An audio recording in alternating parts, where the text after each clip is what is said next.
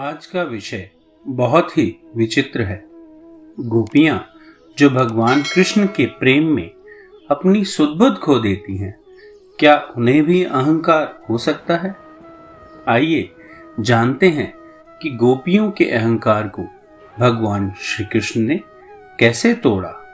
गोपियों का भगवान श्री कृष्ण के प्रति प्रेम गुणातीत है, दिव्य है।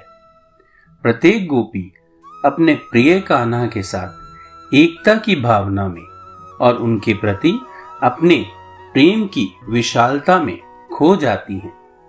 उनकी मुरली की ध्वनि और उनके प्रेम रस की गहराइयों में गोपियां स्वयं को खोया हुआ पाती हैं। आज भी वृंदावन में निधिवन में प्रभु और गोपियां रास करते हैं। निधिवन के वृक्ष ऐसे आकार के हैं कि मानो कोई आलिंगन कर रहा हो, साथ में नाच कर रहा हो और प्रेम में झूम रहा हो। आप में से बहुत लोगों ने स्वयं निधिवन में जाकर यह अनुभव किया ही होगा। कहते हैं कि रात में वहां के वृक्ष गोपियां बन जाते हैं और इसलिए वहां रात में जाना वर्जित है। जैसे ही भगवान श्री कृष्ण की सुंदर मुरली की ध्वनि गोपियों के कानों में पड़ती है, वह उनकी ओर इस तरह आकर्षित हो जाती हैं कि उन्हें पूरे संसार की कोई सुध नहीं होती।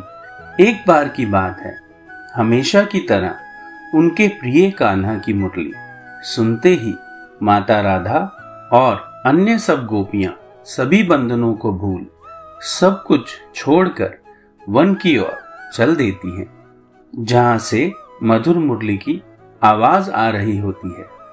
यूं तो गोपियों के मन में एक दूसरे के प्रति कोई ईर्ष्या या द्वेष नहीं था और ना ही कोई अहंकार था। सभी गोपियां भगवान को अपना ही मानती थी, किंतु उस रात उनका भाव कुछ बदला बदला सा था। अब भगवान तो ठहरे अंतर्यामी, वह यह जान गए कि प्रेम में ही सही गोपियां उन्हें अपना नहीं परंतु केवल अपना ही मानने लगी हैं। यानी हर गोपी के मन का भाव था कि श्री कृष्ण उनके ही हैं और अन्य किसी के नहीं।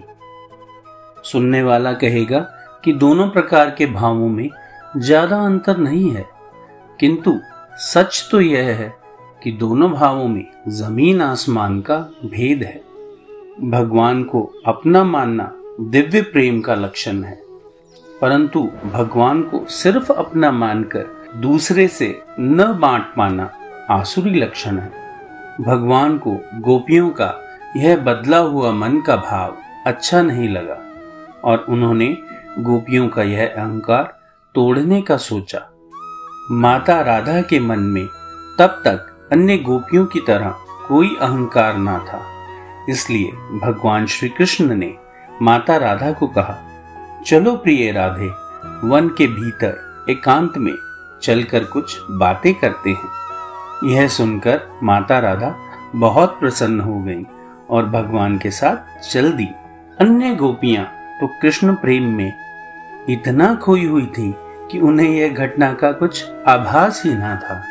अब माता राधा भी मन ही मन में सोचने लगी, लगता है कान्हा के सबसे करीब मैं ही हूं और कान्हा मुझसे ही सबसे अधिक प्रेम करते हैं, नहीं तो वह वन में मुझे अकेली को क्यों लाते। वह यह सोचकर मन ही मन प्रसन्न होती रहीं। उन्होंने सोचा, क्योंकि अब कान्हा मुझसे ही अधिक प्रेम करते हैं तो वह मेरा कहना नहीं टालेंगे, क्यों ना हक से थोड़ा नखरा करूं। प्रेम में तो यह होता ही है। मैं जानती हूं कि वे मेरी हर बात रख लेंगे, मान जाएंगे। सबसे अधिक प्रेम जो करते हैं मुझसे और मैं तो उनकी विशेष हूं। वन में थोड़ा दूर चलकर माता राधा भगवान से बोली, कान्हा, आप मुझे इतना दूर ले आए हैं, अवश्य एकांत में मुझसे प्रेम की बात ही करनी होगी, परंतु क्या है स्वामी कि चलते चलते मेरे पैरों में बहुत दर्द होने लगा है, तो क्यों नहीं आप मुझे अपने कंधे पर बिठाकर वन में ले चलते हैं। भगवान यह सुनकर मुस्कुराए। वह इसी क्षण की ही तो प्रतीक्षा कर रहे थे। उन्होंने कहा, क्यों नहीं राधे, मेरा प्रेम तुम्हारे लिए असीम है। यह तो बहुत छोटी सी बात है। एक काम करो, वह सामने वाले वृक्ष पर चढ़ जाओ और वहां से मेरे कंधे पर बैठ जाना।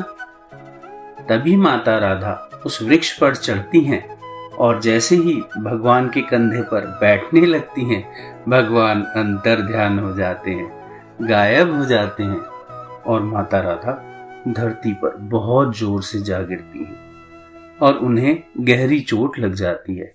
उनका रक्त बहने लगता है। जैसे ही भगवान के चले जाने का आभास बाकी गोपियों को होता है तो वह उन्हें ढूंढते हुए माता राधा के पास आती हैं और उन्हें भूमि पर गिरा देख वह सब बहुत हैरान होकर पूछती हैं, क्यों राधे, तुम्हें क्या हुआ? ऐसे भूमि पर कैसे गिर गई तुम? और कान्हा दिखाई नहीं दे रहे, किधर हैं वे?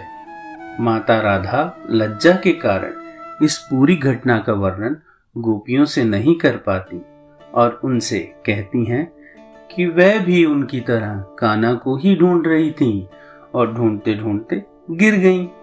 वह सब मिलकर अपने कान्हा को बहुत ढूंढती परंतु वह कहीं नहीं पाती। इस घटना के बाद बहुत समय तक गोपियों को उनके प्रियतम कान्हा की बांसुरी सुनाई नहीं देती और वह भगवान श्री कृष्ण के वियोग में अत्यंत दुखी हो जाती हैं। उन्हें अपनी गलती का आभास होता है। वह समझ जाती हैं कि भगवान सबके हैं, किसी एक के नहीं। प्रेम में प्रियतम और उनसे संबंध विशेष होता है, आप नहीं। इसी विरह में वह रुदन करते हुए उन्हें बुलाती हैं, लौट आने को कहती हैं। उनके विरह के इस गीत को हम गोपी गीत के नाम से जानते हैं। बड़े बड़े ऋषि महर्षि, बड़े बड़े भक्त इस गोपी गीत का पाठ करते हैं और विशेष रूप से कार्तिक के महीने में भगवान श्री कृष्ण को प्रेम पूर्वक याद करने से मन में शुद्ध प्रेम आता है, भक्ति आती है। इस वीडियो के डिस्क्रिप्शन बॉक्स में दिए गए लिंक से आप भी सरल भाषा में गोपी गीत का पाठ कर सकते हैं। और यदि यह वीडियो आपको अच्छा लगा तो वीडियो को लाइक और हमारे चैनल को सब्सक्राइब करना ना भूलें। आप हिमालयन ऋषियों की टेंपल सेवा के साथ भी जुड़ सकते हैं। टेंपल सेवा के लिए आप दी गई स्लाइड्स में जानकारी पा सकते हैं। जय श्री कृष्ण।